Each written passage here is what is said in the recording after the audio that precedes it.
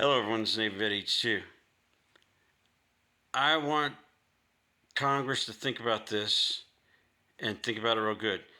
ACA subsidies. Has the price of health insurance gone down? No. So the C19 is an invalid argument because the health insurance did not lower the price to make up for that increase during C19. So when you take those away, people are not going to be able to afford it. Now you have people going to the emergency room for care instead of having preventative maintenance or preventative health care along the way. If you don't have the preventative, you may unalive somebody and such. That's one thing. So now that you have these emergencies uninsured, they have to raise the price to cover that, which now means more people can, and it just starts to spiral down and down, which shows me that you really don't care about the people. The SNAP.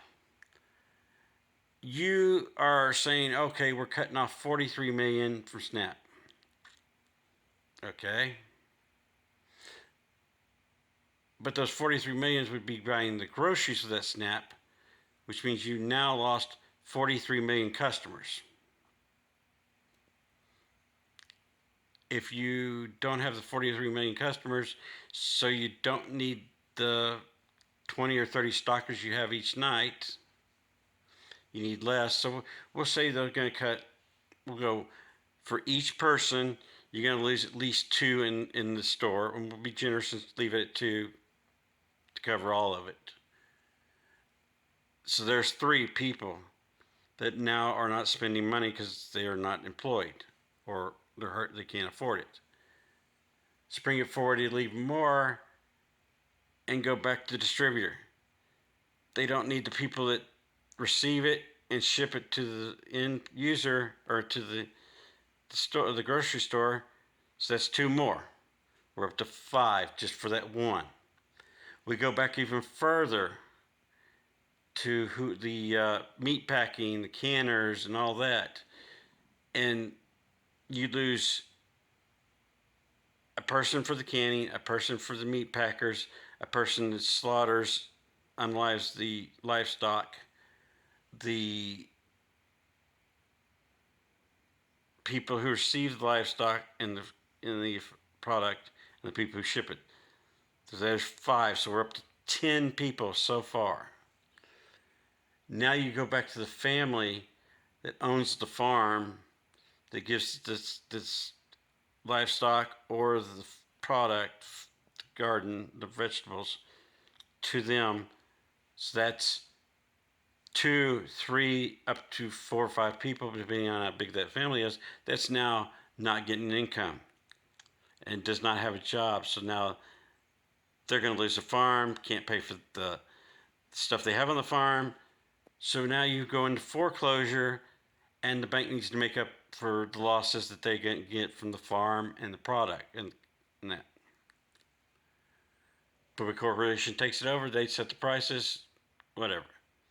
But in reality, you have cost 10 to 15 people for every one you've lost. Granted, there could be up to 10 people for that. But you're costing that much. Plus the dollar, as it goes back, you lose $1 at the store. And before the store, you lose that, what is maybe 75 cents that the distributor made or charged. Go back even further, so about 50 cents at the meat packing plant and all that you're losing there. So you're down to 40 to 25 cents that would have gone, 25 to 40, it would have gone to the farmer, and he's not getting that anymore. So all that income's lost, which means it can't pay the bank to ensure that they stay in their farm. And I think somebody says that from $1.20 to $1.80 or $1.50 to $1.80 for every dollar SNAP. That is a major issue that we need to solve.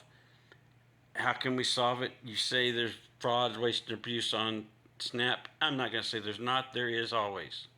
But you had the people in place to do that up until this point. And I don't think you have as prevalent as the waste, fraud, and abuse as you think. But that's beside the point. You have cost 15 people to now not have an income and not be able to buy groceries. So the grocery stores aren't selling the product, they get rid of their employees. Eventually, if they don't sell the product and keep reducing their employees, they got to shut the doors and go bankrupt. So now you're losing the grocery stores. Then you lose the distributors. You're losing it all the way back. So that SNAP from 43 million people, just holding that hostage to get people to sign your agreement from the Republicans to get the Democrats to sign it, is it worth it? Is it worth the jobs you're going to cost? Is it worth the companies you're going to lose? Is it worth the farmers that you're going to they'll have lose their housing? The people you're going to make homeless because they can't afford to live anymore? Is all that worth it? Just to prove a point? You're holding basically 15 people hostage for every one person you cut off. And that's not right. So it's no longer a red versus blue, Republican versus Democrat. It's make up your mind.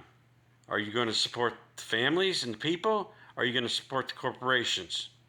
And realize if you support the corporations and you don't take care of your people, they won't be able to buy the stuff from the corporations and the companies, so they will go out of business because no one's buying their product. There is your problem with this capitalist system and what you think is going to be a good solution that's not. Y'all need to step back, reevaluate, and do the right thing for the people. Thank you for your time. Like, share, follow. Please remember you are loved no matter what you do. Goodbye. Thank you.